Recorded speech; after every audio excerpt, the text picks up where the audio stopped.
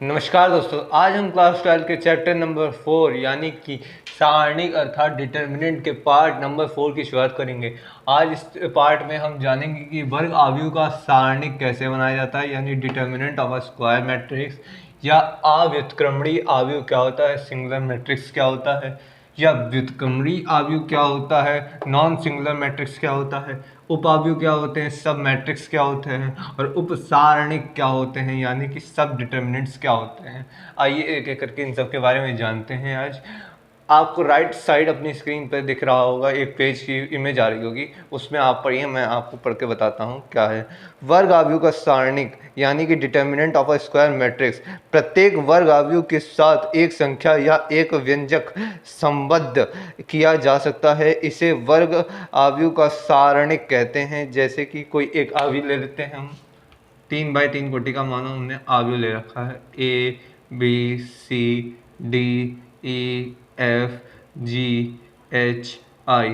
ये हमारा 3x3 कोटि का आव्यूह हो गया।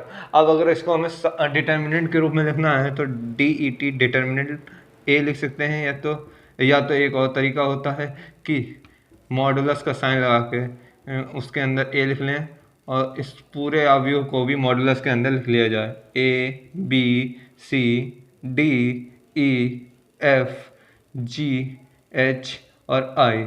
तो इस प्रकार किसी वर्ग अवयव को डिटर्मिनेंट के रूप में लिखा जा सकता है। और भी इसके क्या कहते हैं, इसे अगर जैसे कि ये तो लिख लिया हमने 3x3 कोटि का, अगर 2x2 कोटि का होगा उसमें ये 2x2 कोटि का मान लिए तो इसमें डिटर्मिनेंट लगा लेंगे। 4x4 कोटि का होगा तो वो भी होगा। परंतु एक बात याद रखिएगा कि डिटर्मिनेंट हमेशा एक वर्ग अवयव को ही बना सकते हैं, यानी कि उसकी पंक्तियों की संख्या उसके स्तंभों की संख्या के बराबर होनी चाहिए, वहीं उस डिटर्मिनेंट की कोटि कहलाती है। तो जैसे कि आपने पहली परिभाषा इस चैप्टर की शुरुआत में जो मैंने परिभाषा बताई थी डिटर्मिनेंट की, उसी के आधार पर एक वर्ग अवयव ही डिटर्मिनेंट बन सकता है। कोई जैसे कि ये नहीं ले सकते कि पंक्ति अवयव को डिटर्मिनेंट बना ले, उसका नहीं बन सकता, स्तंभ अवयव को डिटर्मिनेंट नहीं बन सकता।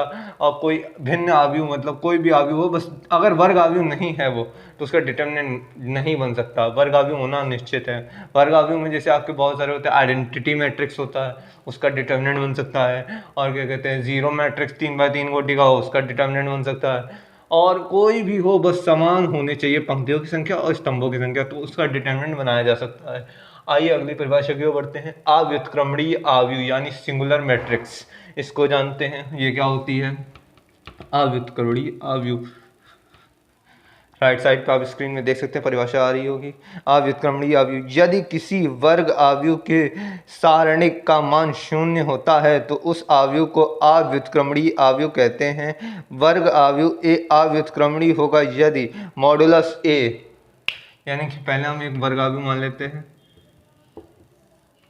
एक सेकेंड पेन लीक हो रहा है।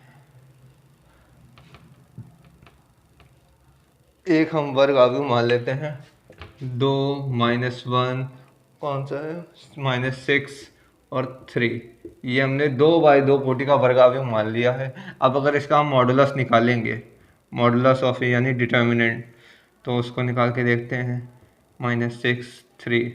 तो अगर हम इसे हल करेंगे तो हो जाएगा मॉडुलस ऑफ ए, और इसकी मतलब क्रॉस मल्टीप्लाई कराएंगे, 2 3 6 प्लस का 6 हो गया, माइनस माइनस प्लस का 6 हो गया, और परंतु माइनस का साइन और लगता है तो यहाँ माइनस का 6 हो जाएगा, टोटल 0। मॉडुलस ऑफ अगर ए 0 का मान आता है तो यह अव्युत्क्रमणीय आव्यूह हो जाता है। अगर मॉडुलस ऑफ ए 0 ना होगा, कोई भी अशून्य संख्या हो, तो उससे व्युत्क्रमणीय आव्यूह यानी नॉन सिंगुलर मैट्रिक्स कहते हैं। आइए इसकी परिभाषा जानते हैं। नॉन सिंगुलर मैट्रिक्स कौन से होते हैं।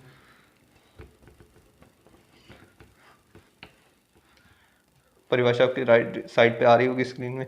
व्युत्क्रमणीय आव्यूह क्या कहते हैं, यदि किसी वर्ग आव्यूह के सारणिक का मान शून्य नहीं है तो उस आव्यूह को अव्युत्क्रमणीय आव्यूह कहते हैं। इसीलिए वर्ग आव्यूह ए अव्युत्क्रमणीय होगा यदि A modulus of A not equal to 0। तो ये इसका भी एक उदाहरण से समझते हैं कि ए आव्यूह एक ले लें हमने, आइडेंटिटी मैट्रिक्स मान लेते हैं, 2x2 कोटि का आइडेंटिटी मैट्रिक्स है। अब इसका डिटर्मिनेंट निकालेंगे, 1 0 0 1, तो इसकी क्रॉस मल्टीप्लाई कराएंगे तो प्लस का 1 माइनस का 0, तो इसका मान 1 आ गया, modulus of A. Modulus of A का मान 0 आ गया, जो कि नॉट इक्वल टू 0 है। तो यह एक व्युत्क्रमणीय अवयव होगा। कोई भी मान हो, ये नहीं निश्चित है कि कोई एक निश्चित मान होना चाहिए, बस नॉन जीरो मान होना चाहिए, अशून्य संख्या होनी चाहिए, तो वह व्युत्क्रमणीय अवयव कहलाएगा उसका डिटरमिनेंट निकलने पर। अगर जीरो आ जाता है तो वो सिंगुलर मैट्रिक्स यानी अव्युत्क्रमणीय अवयव कहलाएगा, और नॉन जीरो पे व्युत्क्रमणीय अवयव यानी नॉन सिंगुलर मैट्रिक्स कहलाएगा। आइए उपावयव के बारे में जानते हैं। उपावयव को आपने इससे पहले भी एक बार मैंने बताया था आपको, जब अवयव चैप्टर में हमने पढ़ा था। उपावयव एक ऐसा अवयव होता है, यदि कोई 3x3 कोटि का अवयव है, मान लेते हैं 3x3 कोटि का अवयव है, तो हम किसी एक पूरी पंक्ति और उसी से रिलेटेड एक अवयव ले लेंगे, उस अवयव से रिलेटेड पंक्ति और उस अवयव से रिलेटेड क्या कहते हैं स्तंभ को क्या कहते हैं हम छोड़कर जो बाकी के अवयव बचेंगे उनको लिखने से जो अवयव प्राप्त होगा उसे उपावयव कहते हैं। जैसे कि हम एक मान लेते हैं, ए बराबर एक अवयव ले लिया, 1 2 3 6 9 6 7 8 और 12 14 16, तो ये हमने एक अवयव ले लिया। ठीक, अब अगर हम यहाँ पर इस एलिमेंट को पकड़ लें और इससे रिलेटेड यानी कि ये पंक्ति और ये स्तंभ, इसको हटा दें और बाकी का अवयव लिख लें, तो वो हम एक नया अवयव मान लेंगे, उसे अवयव नाम देंगे बी। तो ये पंक्ति और ये स्तंभ हटे आएगा, मैं आपको बता देता हूँ, इतना पोर्शन हट गया, ये बचेगा 7 8 14 16, तो ये हो गया।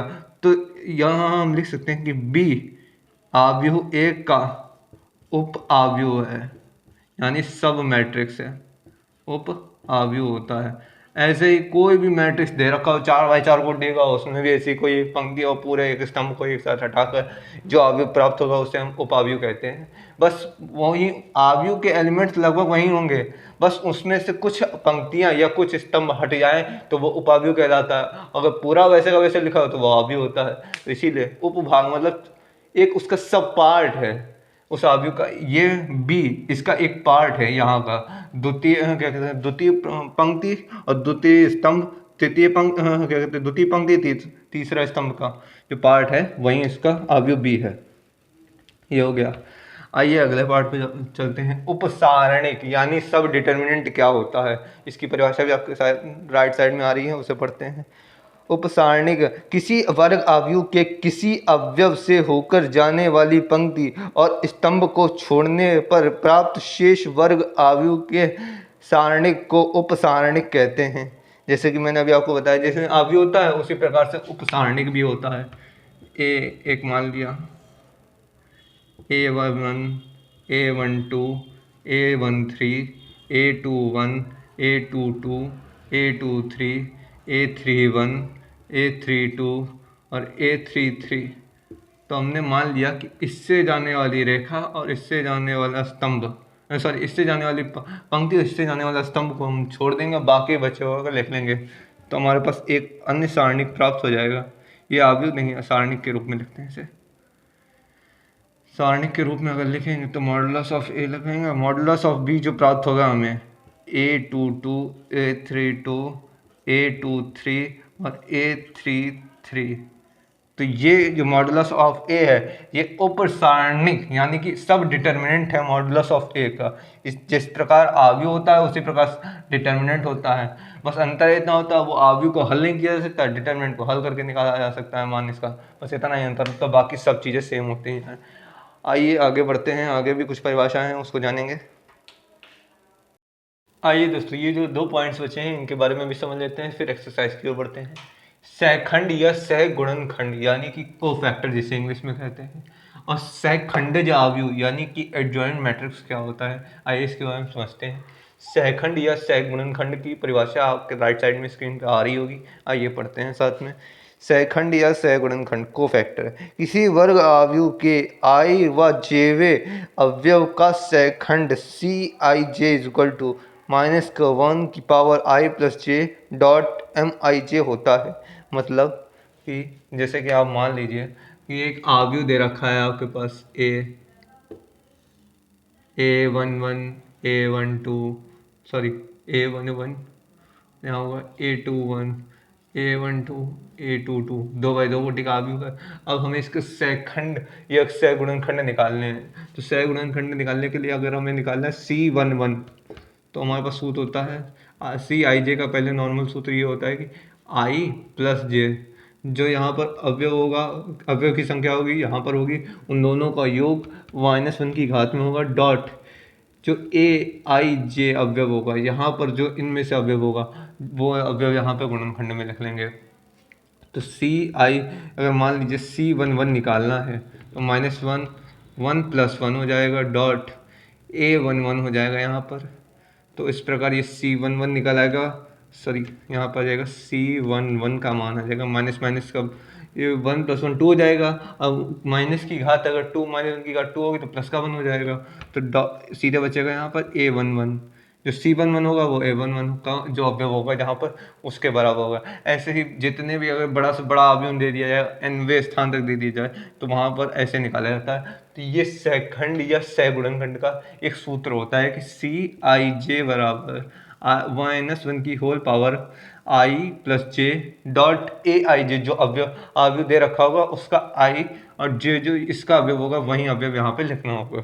इस प्रकार सहखंड या सहगुणनखंड निकाला जाता है। ये हो गए सहखंड या सहगुणनखंड की परिभाषा। आइए आगे बढ़ते हैं सहखंडज अवयव की ओर। आइए इसे भी समझते हैं सहखंडज अवयव क्या होता है। इसकी परिभाषा आपके राइट साइड पर आ रही होगी स्क्रीन में। यदि किसी वर्ग अवयव के अवयवों के संगत सहखंडों से निर्मित अवयव का परिवर्त अवयव सहखंडज अवयव कहलाता है। किसी अवयव के वर्ग अवयव, जैसे मान लीजिए ए अवयव दे रखा है, A11 A12 A13, A21 A22 A23 A31 A32 और A33, ये 3x3 कोटि का अवयव दे रखा है। अब हमें इसका क्या कहते हैं, परिवर्त अवयव निकालना है, एडजॉइंट मैट्रिक्स। एडजॉइंट मैट्रिक्स कैसे निकालेंगे, पहले तो हम C वाला अवयव निकालें, सहखंडज अवयव निकालेंगे। सहखंड अवयव निकालेंगे तो उसमें यहाँ पे होगा C11 C12 कहते हैं C21, यहाँ पे होगा C21 C31 C12 C22 C32 C13 C23 C33। ये अवयव का जो सूत्र अभी निकाला था हमने सहगुणनखंड अवयव का जो सूत्र था, उससे ये निकाल लेंगे अवयव। अब अगर एडजॉइंट ए निकालना है हमें, जॉइंट ए निकालने के जो अवयव निकलेगा इसका ट्रांसपोज कर देंगे, मतलब पंक्तियों को स्तंभों में और स्तंभों को पंक्तियों के रूप में बदल देंगे, तो एडजॉइंट ऑफ ए आ जाएगा। इससे ही इस प्रकार एडजॉइंट ऑफ ए का मान निकाला जाता है। पहले तो अवयव जो दे रखा है वो लिख लेंगे, और उससे उसकी मदद से एक सहखंड अवयव निकालेंगे। सहखंड अवयव का अगर ट्रांसपोज कर देंगे, यानी कि पंक्तियों को स्तंभों में और स्तंभों को पंक्तियों में बदल देंगे, तो हमें एडजॉइंट ए का मान प्राप्त हो जाएगा। इस प्रकार एडजॉइंट ए का मान निकाला जाता है। आइए इससे रिलेटेड क्वेश्चनों की ओर बढ़ते हैं। क्वेश्चनों की ओर बढ़ने से पहले एक सूत्र होता है ए इनवर्स निकालने का, वो भी हम जान लेते हैं। ए इनवर्स का सूत्र होता है 1/मॉडुलस ऑफ ए, यानी कि ए का डिटर्मिनेंट जो मान निकालेंगे, एक संख्या जो आएगी 1 में कर देंगे, डॉट में एडजॉइंट, यानी कि एडजॉइंट ऑफ ए का मान जो आएगा उससे गुणा कर देंगे, तो हमारे पास ए इनवर्स का मान आ जाएगा, क्योंकि एडजॉइंट ऑफ एक अवयव प्राप्त होगा मैट्रिक्स के रूप में, और उसमें 1/मॉडुलस ऑफ ए का मान भाग दे देंगे, तो उससे जो हमें अवयव प्राप्त होगा वो हमारा ए इनवर्स प्राप्त होगा। इस प्रकार इसका मान निकाला जाता है। चलिए अब क्वेश्चन की ओर बढ़ते हैं। आइए दोस्तों एनसीईआरटी बुक की प्रश्नावली 4.4 को हल करते हैं, जिसमें पहला क्वेश्चन ये है कि इसके दो पार्ट्स हैं, इसके हमें सहखंड और उपसारणिक यानी कि सब डिटर्मिनेंट निकालना है। तो आइए निकालते हैं, इसको कैसे हल करते हैं आइए देखते हैं। सोल्यूशन डालेंगे, और सोल्यूशन डालने के बाद पहले नंबर पे हम इसका मान लेंगे एक डिटर्मिनेंट के बराबर में, माना ए डिटर्मिनेंट बराबर 2 0 -4 3, तो ये डिटर्मिनेंट ए हो गया। अब इसको हल करते हैं, तो इसका पहले क्या कहते हैं उपसारणिक निकालते हैं, यानी सब डिटर्मिनेंट्स हमारे पास आएंगे M11, यानी कि पहली पंक्ति पहले स्तंभ को छुपा लो, बचा 3। M12 पहली पंक्ति दूसरे स्तंभ को छुपा लो, बचा 0। M21 हो जाएगा, दूसरी पंक्ति पहले स्तंभ को छुपा लो, बचा -1। एक सेकेंड, M21 दूसरी पंक्ति पहले स्तंभ को छुपाया, माइनस का बचा 4, और M22 दूसरी पंक्ति दूसरे स्तंभ को छुपा लो, बचा यहाँ पे 2। तो ये हमारे उपसारणिक यानी कि सब डिटर्मिनेंट्स हो गए। आइए उसके सहखंड निकालते हैं। सहखंड निकालने का तरीका है। जो सूत्र होता है सी आई जे इजिकल टू होता है -1 की होल पावर आई प्लस जे डॉट में एम आई जे, यानी जो यहाँ पे होगा वही मान यहाँ पे होगा। तो ये सभी लिखता है C11 का मान निकालेंगे -1 की होल पावर 1+1 और M11 का मान है यहाँ पे 3 डॉट में, हो जाएगा C11 का मान हो जाएगा यहाँ पे प्लस का 3, क्योंकि घात 2 है, -1 की -1 से गुणा होगी प्लस का मान हो जाएगा। C11 का मान आ गया। अब C12 का मान निकालते हैं -1 की होल पावर 1+2 डॉट में M12 का मान 0 है, M12 का मान 0 है तो C12 का मान ऑटोमेटिकली 0 हो जाएगा। अब C21 निकाल लेते हैं। C21 का मान -1 की होल पावर 2+1 डॉट M21 का मान निकालेंगे -4 हो जाएगा। यहाँ पे भी -1 है, यहाँ पे -4 है, टोटल मिला के +4 हो जाएगा। C21 का मान हो जाएगा +4। अब C22 का मान निकालते हैं। C22 का मान आएगा -1 की होल पावर 2+2 डॉट M22 का मान 2 है और ये भी +1 हो जाएगा तो इक्वल टू 2 आ जाएगा C22 का मान। तो ये हमारे पास सेकंड हो गए और ये हमारे पास उपसारणिक यानी सब डिटर्मिनेंट हो गया। आइए अगले पार्ट को हल करते हैं। इसमें भी वही मान निकालने हैं, सेकंड उपसारणिक।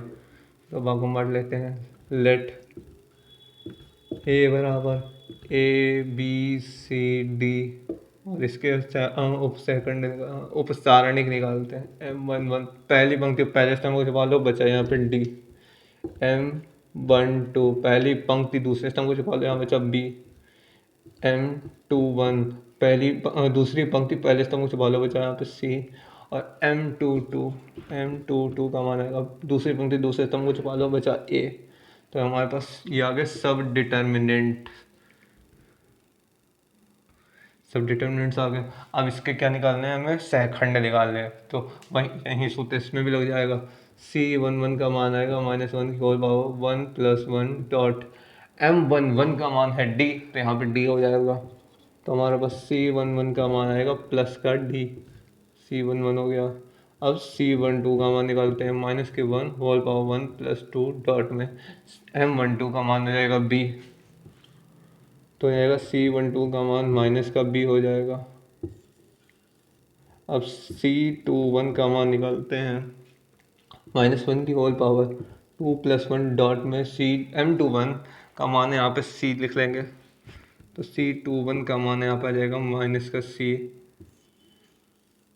क्योंकि यहाँ पे -3 घात आएगी, -1 प्लस का मान हो जाएगा, फिर -1 से गुणा करेंगे माइनस का मान हो जाएगा। C22 का मान निकालते हैं। C22 -1 की होल पावर 2+2 डॉट में यहाँ पर M22 का मान है A, C22 का मान आ जाएगा प्लस का A। तो इस प्रकार ये दोनों प्रश्न यहाँ पे हल हो जाते हैं। अब आइए अगले क्वेश्चन की ओर बढ़ते हैं। आइए दोस्तों अगले क्वेश्चन की ओर बढ़ते हैं। क्वेश्चन नंबर 2, जिसमें भी 2 पार्ट हैं, वही हमें करना है। सहखंड भी निकालने हैं और उपसारणिक यानी सब डिटर्मिनेंट्स दोनों भी निकालने हैं। तो पहले इस वाले क्वेश्चन को हल करते हैं। लेट कर लेंगे यहाँ पर सोल्यूशन। पहले लेट एक डिटर्मिनेंट से मान लेंगे 1 0 0 0 1 0 0 0 1, ये डिटर्मिनेंट हो गया। अब इसके क्या कहते हैं, सहखंड निकालते हैं। सहखंड नहीं, पहले उपसारणिक यानी सब डिटर्मिनेंट निकालते हैं। M11 तो इसमें लेंगे पहली पंक्ति और पहले स्तंभ को छुपा लेंगे। पहली पंक्ति पहले स्तंभ को छुपाने के बाद हमारे पास जो मान आया है, तो 1 का मान -1 -0 हो जाएगा। 1 की गुणा इधर, 0 की गुणा इधर, तो हमारे पास मान आया 1। M12 को हल करेंगे, पहली पंक्ति दूसरे स्तंभ को छुपा लेंगे, तो इसकी गुणा करेंगे 0 और इधर गुणा करेंगे 0, 0 - 0 इक्वल टू 0। M22 की गुणा M13 तो बाकी है क्या, M13 पहली पंक्ति तीसरे स्तंभ को छुपाएंगे, तो इसकी गुणा लगाएंगे 0, इधर गुणा कराएंगे 0, टोटल मान 0 आया। अब M21 का मान निकालेंगे। दूसरी पंक्ति पहले स्तंभ को छुपाएंगे, तो इसकी गुणा इधर 0, इसकी गुणा इधर करेंगे 0 हो जाएगा। अब दूसरी पंक्ति दूसरे स्तंभ को छुपाएंगे, M22 का मान आएगा 1 से गुणा इधर कराएंगे, 0 कराएंगे तो 1 आ जाएगा। M23 का मान आएगा दूसरी पंक्ति तीसरे स्तंभ को छुपाएंगे, इसकी गुणा इधर कराएंगे 0, इसकी गुणा इधर कराएंगे 0, तो इसका मान भी 0 आ जाएगा। M31 बड़ा बड़ा लिख देता हूँ समझ में आ जाए। M31 का मान करेंगे, तीसरी पंक्ति पहले स्तंभ को छुपाएंगे, इसकी गुणा इधर करेंगे 0, इसकी गुणा इधर करेंगे 0, तो M31 का मान 0 हो गया। M32 का मान निकालेंगे, तीसरी पंक्ति द्वितीय स्तंभ को हटाएंगे तो इधर 0 इधर 0, टोटल मान 0। M33 तीसरी पंक्ति तीसरे स्तंभ को छुपाएंगे 1 और -0 तो -1 आएगा मान सा। तो ये हमारे उपसारणिक यानी सब डिटर्मिनेंट्स हो गया। आइए सहखंड को निकालते हैं। सहखंड क्या होते हैं? सहखंड को निकालने का सूत्र भी आपको बताया था, C11 बराबर -1 की होल पावर 1 + 1 डॉट M11 का मान है 1, यहाँ पे मान वो रख दिया जाएगा, तो C11 का मान आएगा प्लस का 1, C11 का मान हो गया C12 -1 की होल पावर 1 + 2 डॉट C12 का मान है M12 का मान है 0, तो C12 का मान आएगा 0। C13 -1 की होल पावर हो जाएगी 1 + 3 = 4 और M13 का मान है 0, तो कोई गुणा कराए फायदा है नहीं, सीधे 0 लिख सकते हैं। C21 का मान यहाँ पे देख ही सकते हैं 0, तो बात यहीं पे खत्म हो जाती है, 0 हो जाएगा C21 का मान। C22 का मान देखते हैं, C22 का मान 1 है और -1 की होल पावर 2 + 2 डॉट 1, तो यह प्लस का मान आएगा, C22 का मान प्लस का 1 आ गया। अब निकालेंगे C23, क्योंकि यहाँ पर M23 का मान है 0 और कोई भी गुणा करा फ़ायदा नहीं, 0 आएगा मान, C23 का मान 0। अब यहाँ निकालेंगे C31 कॉल करेंगे तो यहाँ पे M31 का मान 0 है, तो C31 का मान भी 0 आएगा।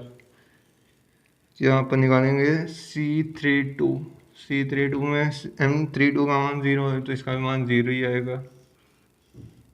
अब निकालेंगे C33 मतलब -1 की होल पावर 3 + 3 डॉट 1, C33 का मान, क्योंकि 3 + 3 है 6, 6 एक इवन नंबर है, तो इसका मान आएगा प्लस का 1।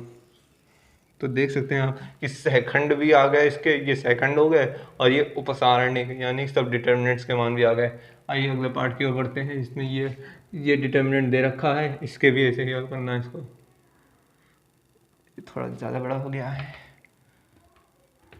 इसको इधर ले आते हैं और यहाँ से हल करना शुरू करते हैं। लेट A बराबर 130051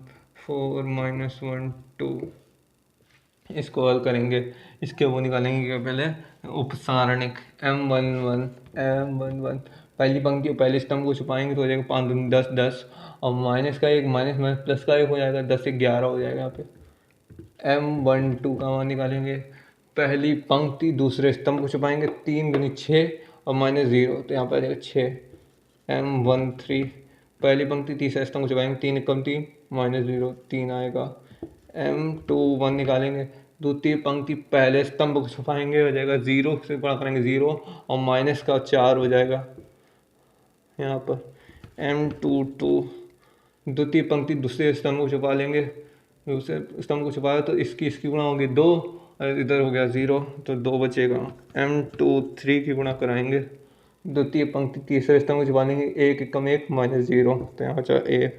M31 का मान निकालेंगे, तृतीय पंक्ति पहले स्तंभ को छुपाएंगे तो इधर हो गया 0 और माइनस का 20। अब M32 निकालेंगे, तृतीय पंक्ति दूसरे स्तंभ को छुपा लेंगे माइनस का 1 और माइनस का 12, माइनस का हो जाएगा 13। M33 का मान निकालेंगे, तृतीय पंक्ति तीसरे स्तंभ को छुपा लेंगे 5 × 5 -0, तो M33 तक का मान आ गया। ये हमारे उपसारणिक यानी सब डिटर्मिनेंट हो गए। अब आइए सहखंड निकालते हैं। इसके सहखंड निकालने का वही सूत्र है, C11 इधर से निकालना सूत्र, C11 -1 की होल पावर 1 + 1 हो जाएगी, -1 + 1 हो जाएगी और यहाँ पर M11 का मान 11 है, तो यहाँ पे 11 कर लेंगे। C11 का आ जाएगा 11 प्लस का, C12 का मान निकालेंगे -1 की होल पावर 1 + 2 डॉट M12 का मान है 6, तो यहाँ पर जाएगा -6 हो जाएगा। C12 का मान C12 का मान माइनस का 6, C11 का मान 11।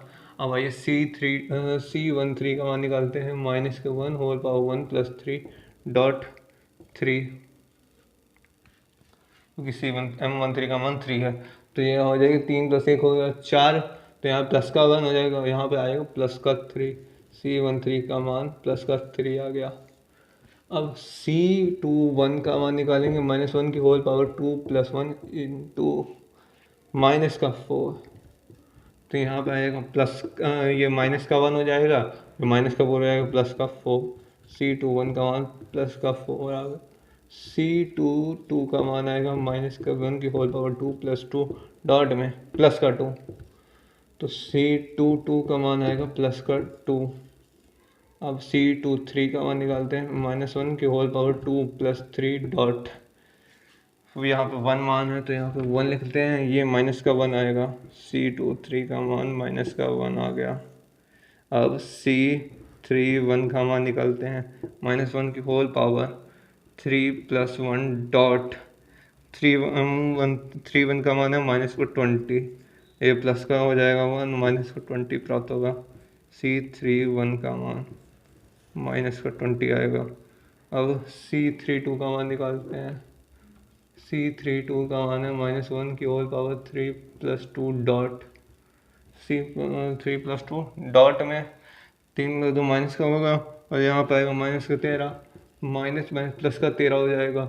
C32 का मान प्लस का 13 प्राप्त होगा। और C33 का मान निकालेंगे, -1 की होल पावर 3 प्लस 3 डॉट में प्लस का 5, तो ये भी प्लस का 1 हो जाएगा, और ये भी प्लस का 5 है, तो प्लस का 5 आएगा C33 का मान। तो इस प्रकार सहखंड भी निकल आए और उपसारणिक यानी सब डिटरमिनेंट भी दोनों पोर्शन में निकल आई। आइए अगले क्वेश्चन की ओर बढ़ते हैं। आइए दोस्तों, इस प्रश्नावली के अंतिम 3 प्रश्न बचे हैं, उनको भी हल कर लेते हैं। जिसमें तीसरा प्रश्न कहता है कि दूसरी पंक्ति के अवयवों के सहखंडों का प्रयोग करके इस डिटरमिनेंट का मान ज्ञात करें। तो इसका एक तरीका होता है, वो आपको इसमें भी पूछा गया है, और ये भी उसी से रिलेटेड क्वेश्चन है। इसमें हल करने के लिए हम करेंगे पहले सोल्यूशन। ये डिटरमिनेंट दे रखा है, तो हम पहले कौन सी पंक्ति बोलेंगे, दूसरी पंक्ति के सहखंड निकाल लेंगे। A21 पंक्ति है, A21 का आएगा -1 की होल पावर 2 प्लस 1, और इसका क्या कहते हैं, हल करने पर गुणा करने पर आएगा, दूसरी पंक्ति पहले स्तंभ को छुपा लेंगे, तो हमारे पास आएगा 3 3 9, 9 में से 16 गया, 9 में से 16 जाने पर बचेगा माइनस का 7, तो यहाँ पर आएगा माइनस का 7, और टोटल करने पे यह माइनस का 1 है, माइनस का 7 प्लस का 7 हो जाएगा। अब A22 निकाल लेंगे, दूसरी पंक्ति दूसरे स्तंभ को छुपाने में 5 3 15 और माइनस का 8 करेंगे तो प्लस का 7 आएगा, माइनस या 2 प्लस 2 डॉट प्लस का 7 आएगा, तो यहाँ पे प्लस का 7 ही आएगा। अब A23 निकाल लेंगे, -1 की होल पावर 2 प्लस 3 डॉट, दूसरी पंक्ति तीसरे स्तंभ को छुपाने पर 5 दूनी 10 और माइनस का 3 प्लस का 7 बचेगा। यहाँ पे भी नहीं, सॉरी, 5 दूनी 10 और माइनस का 3 प्लस का 7 आया, और यहाँ पर तीन प्लस 2 हो गया 5, माइनस का 1 और प्लस का 7, तो माइनस का 7 आएगा टोटल आंसर। ठीक, ये हमारा A21 A22 और A23 हो गया। ये हमारे दूसरी पंक्ति के जो अवयव हैं उनके सहखंड हैं। तो अब किसी पंक्ति के सहखंड हों और उसके अवयव हों, तो उससे हम सारणी का मान कुछ इस प्रकार निकाल सकते हैं कि ये A11 जो उसके अवयव हैं, A21 है यहाँ पर जो अवयव दे रखे हों, A21 और उसी के सहखंड से गुणा कर देंगे, प्लस फिर A22 उसके सहखंड से गुणा कर देंगे, प्लस A23 उसके सेकंड से गुणा कर देंगे। अब इसको हल कर लेंगे, फिर हमारे पास जो मान आएगा वही इस डिटर्मिनेंट का मान होगा। A21 का मान है 2 गुणे प्लस का 7 प्लस यहाँ 0 गुणे 7 प्लस यहाँ पर प्लस का 1 और गुणे माइनस का 7, तो हमारे पास आएगा 7 दूनी 14, यहाँ पे 0 हो गया, यहाँ पे माइनस का 7 हो गया, ये डिटर्मिनेंट का साइन है। तो डिटर्मिनेंट का मान हमारे पास आया प्लस का 7 हल करने पे। चाहिए तो आप इसे पूरा भी हल करके निकालेंगे तब भी मान यही आएगा, और इसको जो पंक्ति की सहायता से बोला गया तो हमने पंक्तियों की सहायता से किया। इसमें इस क्वेश्चन को, चौथे क्वेश्चन को बोला गया है तीसरे स्तंभ के अवयवों के सेकंडों की सहायता से, इस जैसे इसमें दूसरी पंक्ति दे रखी है तो इसमें तीसरे स्तंभ की सहायता से निकालना है। तो पहले हम तीसरे स्तंभ के वो निकालेंगे सेकंड। तो हो जाएगा यहाँ पे 1 3 2 3 और 3 3 है, तो A13 का मान आएगा -Q1 होल पावर 1 + 3, यहाँ पर हो जाएगी 1 + 3 डॉट में पहली पंक्ति तीसरे स्तंभ को छुपाने पर आएगा हमारे पास z-y, तो ये हो जाएगा प्लस का, तो हो जाएगा यहाँ पे z-y, A13 का मान आ गया z-y। A23 का मान निकालेंगे -1 की होल पावर 2 + 3 डॉट, दूसरी पंक्ति तीसरे स्तंभ को छुपा लेंगे तो यहाँ z-x, इसको हल करने पर आएगा x - z, और A33 का मान निकालेंगे -1 की होल पावर 3 + 3 डॉट, तीसरी पंक्ति तीसरे स्तंभ को छुपाने पर y - x, तो यहाँ पर आएगा y - x हो जाएगा, इसका मान भी y - x है क्योंकि यहाँ प्लस का मान आएगा। तो हमारे पास ये A13, A23 और A33 आ गया। अब इसकी सहायता से हम डिटर्मिनेंट का मान निकालेंगे, तो उसके वही है, पहले अवयवों को लिख लेंगे फिर उसके सेकंडों को उससे गुणा करके जोड़ देंगे।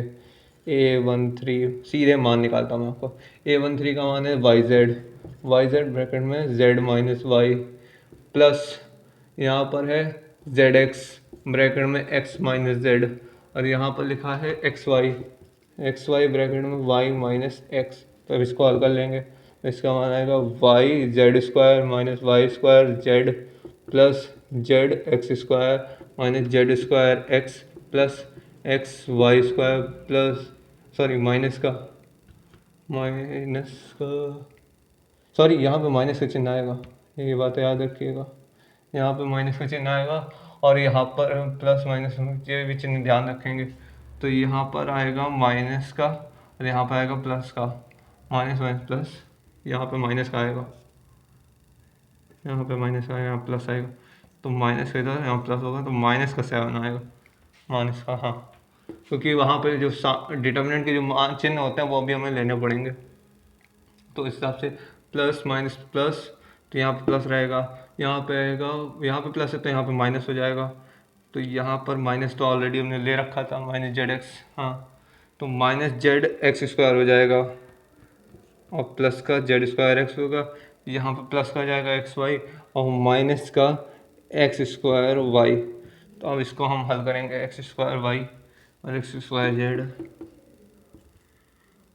y² z अगर कॉमन लें तो हम इसको हल कर सकते हैं, स्क्वायर वालों को कॉमन लेते हैं, x² कॉमन लिया तो हमारे पास यहाँ से आया माइनस का x² लेना पड़ेगा क्योंकि हर जगह माइनस का x² है, तो y + z आएगा, ठीक, y² माइनस का एक जगह पे है और एक जगह प्लस का है, तो प्लस का y² कॉमन लेंगे तो हमारे पास बचेगा x - z, और यहाँ पर अगर हम लिखेंगे और z को कॉमन लेंगे प्लस का z² कॉमन लेंगे तो हमारे पास आ जाएगा y + x + y,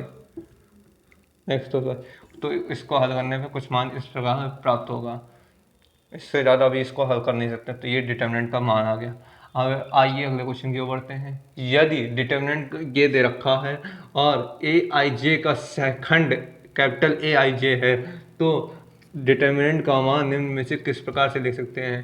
तो देखिए, जैसे कि हमने देखा है कि जो ये होगा वहीं स्मॉल aij लेंगे, तो यानी कि ये 1 3 या 3 1 नहीं ले सकते, ये गलत हो गया, 1 1 ही लेना है, 1 1 1 1 है यहाँ पर सही है, पर यहाँ पे 1 2 2 1 हो जाएगा, नहीं ऐसा नहीं सकता, जो स्मॉल आई होगा, स्मॉल ए का आई होगा वहीं कैपिटल ए का आई होना चाहिए, तो इस प्रकार से ये भी गलत हो गया, और यहाँ पर ये तो शुरुआत से ही गलत है।